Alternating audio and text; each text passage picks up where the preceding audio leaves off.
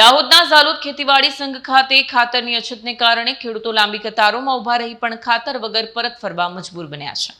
દાહોદ ઝાલોદ ખેતીવાડી સંઘ ખાતે ખાતરની અછત વચ્ચે ખેડૂતોની લાંબી કતારો જોવા મળી રહી છે. ખેડૂતોનો આક્ષેપ છે કે તેઓ 10 કિલોમીટરથી વધુ દૂરના ગામડાઓમાંથી ભાડું ખર્ચીને આવે છે અને દિવસભર ભૂખ્યા તરસ્યા લાઇનમાં ઊભા રહેવા છતાં તેમનો નંબર આવે તે પહેલા ખાતરનો જથ્થો પૂરો થઈ જાય છે, જેના કારણે રોજ ધરમના ધક્કા ખાવા પડે છે અને ખેતીના કામ પર અસર પડી રહી છે.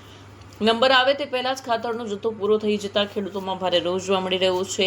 સ્થિતિને ધ્યાનમાં રાખીને ખાતર વિતરણ કેન્દ્ર પર પોલીસ બંદોબસ્ત પણ ગોઠવવામાં આવ્યો છે. જી આજે ઝાલોદ સંઘ ગોડાઉન ખાતે અહીંયા હું આવ્યો છું. ખેડૂતોની રજૂઆત છે કે સવારથી સાંજ સુધી ઊભા રહ્યા છીએ, ખાતર મળતું નથી અને આજે જે ગાડી આવી છે એના વિતરણ માટે આજે હું અહીંયા ઊભો છું. પણ ઝાલોદ તાલુકાની અંદર ખાતરની અછતના કારણે આજે ખેડૂતો ત્રાહિમામ છે.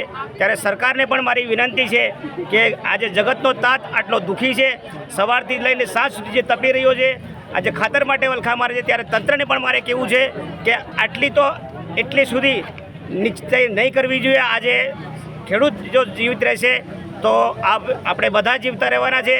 માટે મારે કહેવાની મારી વિનંતી એટલી જ છે કે વધુમાં વધુ સ્ટોક આપવામાં આવે અને જે ખેડૂતોને જે હાલાકીનો સામનો કરવો પડી રહ્યો છે આ સામનામાંથી આ લોકો બહાર આવે એવી મારી સરકારશ્રીની વિનંતી છે. આપનું નામ? અનિલભાઈ ગરાસિયા, આમ આદમી પાર્ટી પ્રમુખ ઝાલોદ. કયા ગામના રહેવાસી? ચાપોઈ. નામ? રામસિંહ.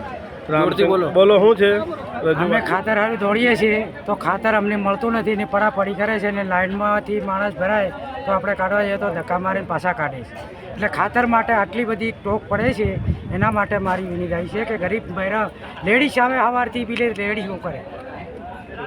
વિડીયો જર્નાલિસ્ટ કિશોર ડબગર સાથે સત્યા ટીવી ન્યૂઝ દાહોદ.